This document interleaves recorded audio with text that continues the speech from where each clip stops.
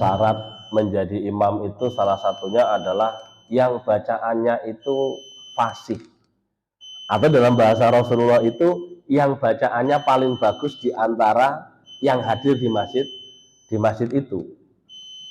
Ditambah dengan syarat berikutnya apa?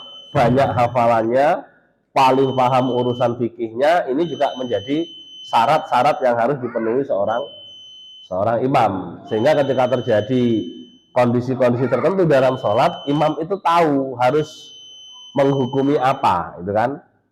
Nah, contoh ya, saya juga sampai masih agak ragu kemarin itu ketika saya ngimami sholat taraweh di Masjid Mushola Al Jihad, itu setelah selesai kata jamaah yang ibu-ibu di luar di belakang 3 rakaat, tapi jamaah di belakang saya kok semuanya diam ya ini Pak ya. Jadi semusola sebanyak itu nggak ada yang ingetin kalau kelebihan gitu kan. Terus saya tuh sampai merenung tak inget-inget, saya jadi baca surat apa memang 3 karena saya kalau ngimami sholat tarawih itu mau sudah saya ukur dari rumah, itu sudah saya siapkan Pak, nanti yang saya baca di pertama ayatnya ini dengan ini, kedua ini dengan ini, itu karena saya sampai sekarang masih agak ragu Pak Suradi, apakah betul 3 rakaat 3 kali apa 2.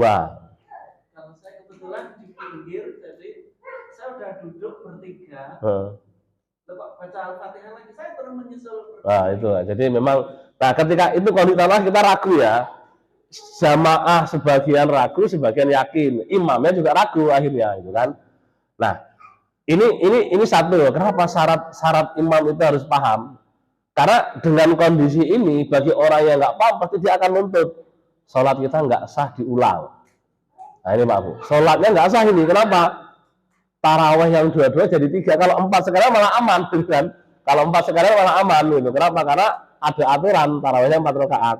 Nah, ketika kita memahami hukumnya, cukup ya udah, kalau memang ini 2 kubu, 1 ragu, ini lebih, ini pas, maka kita sujud sahwi saja, tidak perlu mengulang sholat. Nah, karena ada Pak Bu di satu masjid itu gara-gara kelebihan rakaat tarawih juga itu terjadi di tahun yang lalu, itu akhirnya apa, sholat tarawihnya yang itu dibatalkan, diulang. Padahal sederhana, secara hukum cukup sujud sahwi. Nah ini. Nah terkait dengan tadi kondisi bacaan imam, ketika dia membaca an'amta alaihim, harusnya menjadi an'amta alaihim jadinya dia.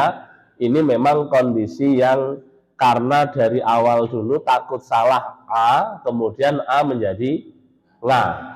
Nah, ketika memang dia sudah berusaha betul, ya ini himbauan ya kepada bapak-bapak yang jadi imam, dimanapun, berlatihlah untuk mengembalikan mahrotnya yang sesuai. Berlatih ya. Alaihim, jangan ngalaihim lagi.